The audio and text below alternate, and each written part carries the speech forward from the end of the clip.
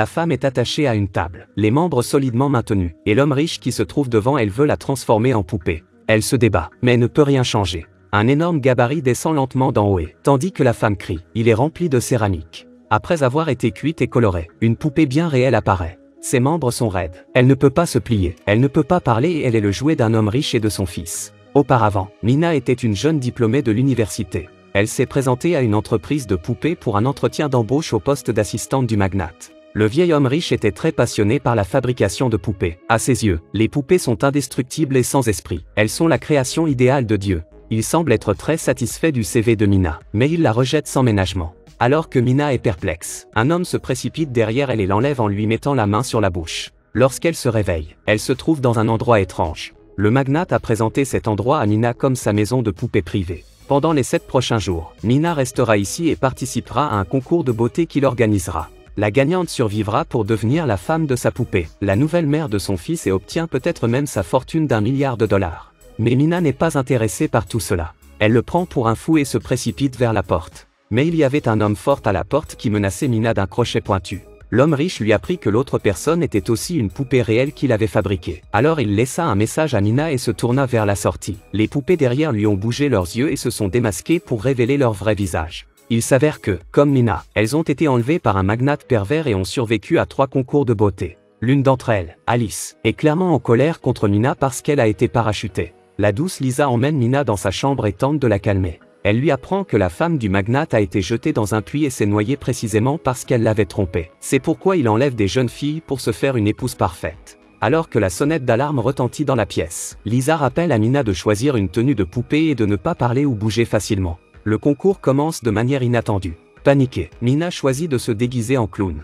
En tournant une clé, le magnate et son fils arrivent à la maison de poupée. Ils y voient Mina le clown, qui ne bouge pas du tout. La femme, déguisée en clown, regarde le garçon en face d'elle et essaie de l'impressionner. Le garçon fait semblant d'aimer la poupée, mais quand il n'y a plus personne, il appelle le gardien et lui ordonne de jeter le clown dans le puits. Pour sauver la vie, la femme fait un tour de magie et la petite voiture se déplace toute seule. Le garçon est choqué par cette scène. Il ordonne à la femme de recommencer. La femme regarde fixement la petite voiture et celle-ci redémarre. C'est ce qui permet au garçon de se retourner et à la femme de rester en vie. Mina a connu un tel défi après avoir été kidnappée par le magnate dans la maison de poupée. Ces tours de magie ont intrigué les autres filles. Mais tout ce que Mina dit, c'est que c'est son oncle qui le lui a appris. Ce qui rendit Alice encore plus hostile à son égard. Avant qu'elle n'ait pu reprendre son souffle, la cloche sonna à nouveau.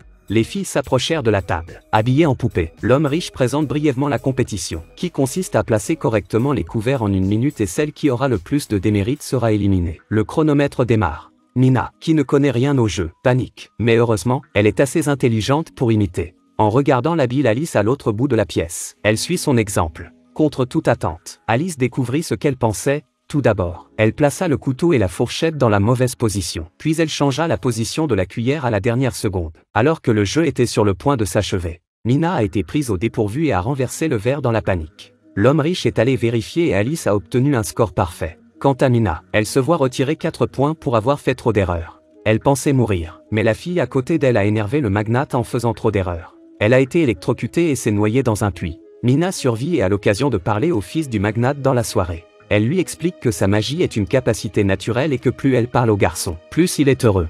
Bien sûr, il veut que Mina devienne sa nouvelle maman. Mina accepte, mais à une condition, que le garçon demande à son père de libérer les filles qui sont détenues ici. Le garçon est d'accord, et ils se sont même fait une promesse. Mais le garçon a subi un profond lavage de cerveau de la part de son père. Et le soir, alors qu'il s'apprêtait à lui en parler, les mots de son père ont instantanément paralysé son cerveau. Le garçon oublie tout. Le lendemain, la cloche sonne le début d'une nouvelle épreuve, cette fois-ci de repassage. Le magnate appuya la main de la femme sur la table, souleva sa manchette, puis approcha le fer à repasser de la main de la femme et la brûla férocement. Mais la femme retenait la douleur et ravalait ses cris. Car dans cette maison de poupées, les poupées peuvent mourir si elles disent quelque chose par accident. Mina a été brutalement punie par le magnate pour avoir accidentellement repassé sa chemise lors de la 3e compétition de repassage du magnate. Et ce n'est pas tout. La participante au concours a été poignardée à mort sur place à cause de l'odeur de sa chemise repassée. Le magnate a annoncé aux autres filles que la finale du concours de beauté aurait lieu demain.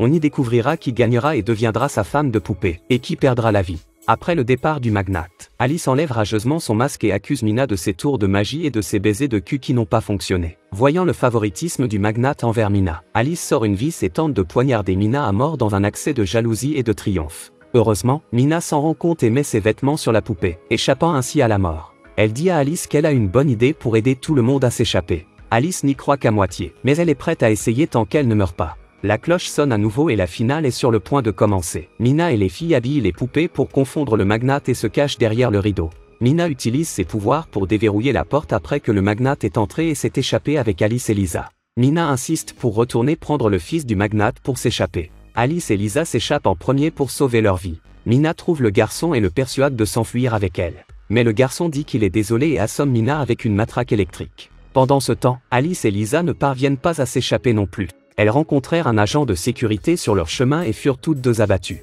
Lorsque Mina a rouvert les yeux, elle était attachée à une table à outils. Le magnate lui a dit la vérité, à savoir que toutes les poupées de la pièce étaient sur écoute. Le magnate était au courant de son plan depuis longtemps, et la raison pour laquelle il avait joué le jeu était de tester si Mina pouvait être une mère qualifiée. Comme prévu, elle était la seule à vouloir emmener le garçon. Elle a donc été élue. Lorsque la machine est tombée, Mina a été transformée en une véritable poupée. Ses membres sont raides. Elle ne peut pas parler et elle vivra dans ce corps pour le reste de sa vie. Le magnate savourait son thé de l'après-midi lorsque la tasse s'est envolée vers le plafond et s'est brisée. Deux femmes ressemblant à des mages sont apparues, ont pris le contrôle du magnate et des gardes de sécurité, et ont utilisé leur magie pour briser la céramique du corps de Mina, ce qui l'a libérée. Le mage principal dit avoir entendu le faible sort de Mina et être venu à son secours. Il s'avère que Mina est aussi une femme mage, mais qu'elle ne l'avait jamais réalisé. Elle et le garçon ont ensuite pris le train Thomas pour se rendre à l'académie de magie et ont vécu heureux jusqu'à la fin de leur jour. L'homme riche et l'agent de sécurité ont été transformés en poupées dans une maison de jouets et brûlés vifs par le mage.